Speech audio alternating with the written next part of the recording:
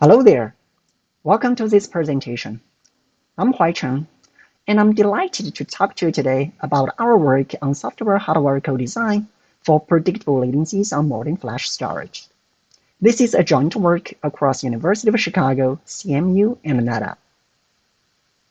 In particular, I will present our system called IODA, a co-designed flash array system. Just like the Jedi Master, IODA is small in size, but very powerful in delivering consistent performance. Spoiler alert! Without IODA, the tail latencies on modern flash storage can be bad. However, with the force of IODA, we can help cut the tail latencies down to the level similar to the ideal scenario, requiring only small changes to the software and hardware stack. Flash storage is known to suffer from tail latencies. SSDs consist of parallel NAND flash chips connected to a controller, and the controller runs the flash firmware to manage all the I/Os. Normal user reads usually take hundreds of microseconds. Due to the lack of in-place override support, the firmware runs a log structure and it maintains many background processes, such as garbage collection for steady states. GC migrates data internally across NAND channels and chips to reclaim space, but this will cause a lot of internal traffic. When user reads content with GC, they will experience a tail latency of tens of milliseconds, which is already 100 times worse compared to the normal case. And due to the black box nature of existing SSD designs, users do not know when GCs happen and have no controls over them. The tail latency problem is much worse in flash arrays. If we organize 4 SSDs into a RAID 5 and run a full-thread read workload on top, each user request will be divided into 3 sub-IOs targeting different SSDs in the RAID. Similarly, for most of the time, no GC is happening, and you will get very good latencies as shown on the right-hand side latency histogram, where X represents latency and Y represents the percentage of I/Os in a certain latency range. However, if one SSD is busy with GC, the entire user request will suffer as it needs to wait for all the sub-IOs to complete the user request. As a result, a small percentage of user reads will experience extremely long latencies, thus the tail latency problem in flash arrays. And the core problem here is that even one slow SSD will make the entire flash array slow. To tackle this problem, the NVMe working group recently standardized the Predictable Latency Mode Interface, or PLM. PLM is a major leap towards more open host and SSD coordination for better performance. Briefly, it introduces the concept of time windows. The SSDs are expected to deliver consistent latencies during the predictable windows and perform garbage collections during the busy windows. Furthermore, it also defines the interface to query the time window status and control window transitions. However, the current PLM interface is still insufficient. For example, the device-level predictability is too coarse-grained for modern SSDs with many NAND channels. It is a best effort soft contract. The device can autonomously transit to the busy state and break the predictability guarantee. So the question we want to ask here is how to leverage PLM interface and enhance it for predictable latencies. In the rest of the talk, I will introduce IODA, a co-designed flash array system built on top of small changes to the PLM interface. Specifically, I will describe our journey one step at a time towards reaching a highly deterministic latency. Then I will show the evaluation results and conclude. First, IODA advocates a new fail-if-slow SSD interface. The SSD will tell the host whether it's busy with GC and fast fail I/Os under contention on purpose. Here is an illustration.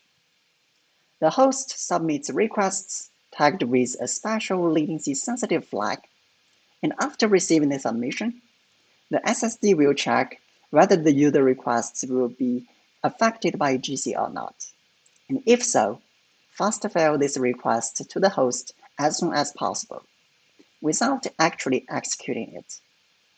Upon receiving the fast failed I/O, the host side can perform proactive data reconstruction to improve latencies. Let's see how it works in the RAID setup. Similarly, we submit full drive reads. Now SSD3 is busy with GC, it will quickly fast fail the sub-I/O. When the host receives the fast fail signal, it will proactively send an extra read to the parity SSD. If the first two SSDs and the parity SSD are not busy, then after about 100 microseconds, the three sub-I/Os will normally return. With this, we can reconstruct the data of the sub-I/O R3 with XOR operations. After that, the user-level read can be safely deemed as completed.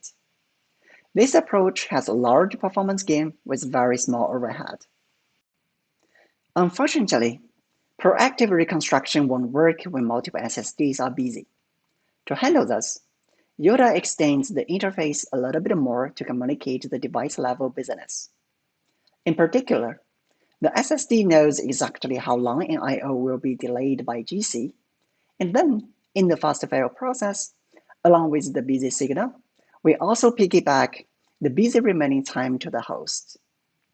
After the host collects enough information about all the busy SSDs, it can force the read to wait for the less busy SSDs and perform reconstructions. This way, we could still save some latencies by waiting for the less busy SSDs. To ensure proactive reconstruction will always be fast, we need to create a case where at most one busy SSD at any time.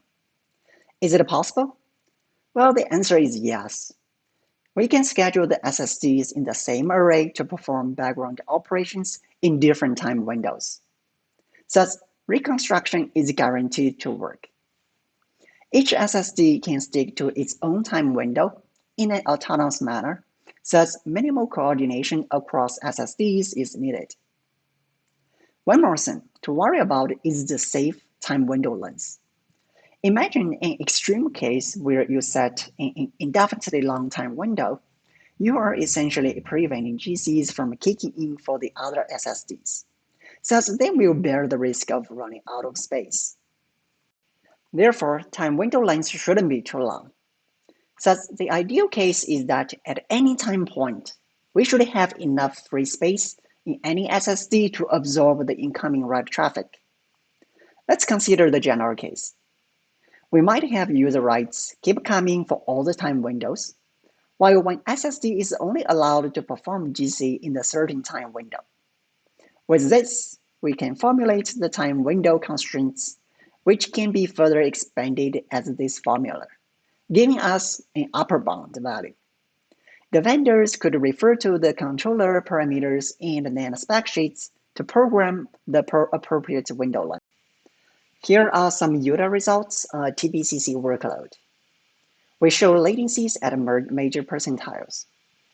X represents percentiles, and Y is the latency in milliseconds. The red line denotes the baseline case. As we can see, the tail latency starts to become bad from the 95th percentile, reaching more than 20 milliseconds. The gray line represents an ideal no-GC scenario. With proactive reconstruction enabled by our fail-if-slow interface, we can cut tail latencies up to the 99th percentile. With the busy remaining time technique, we can further improve the tail latencies at high percentiles, such as the 99.9th percentile. Finally, with the IODA design, we can get latencies close to the ideal scenario, even up to the 49 percentiles. Please refer to our paper for more details, such as time window analysis on multiple SSD models, as well as the trade-off analysis between performance predictability and write amplification, IODA stack implementation, and more evaluation results. In summary, IODA is a host SSD co-designed to bridge the semantic gap for performance predictability. Powered by a simple fast-fail interface, it could perform timely reconstruction with synchronized time windows across SSDs. IODA only involves small changes to the software and hardware stack for easy deployment. We hope that it will spur more future research around the exciting PRM interface. With that, I conclude this talk. Thank you so much for listening.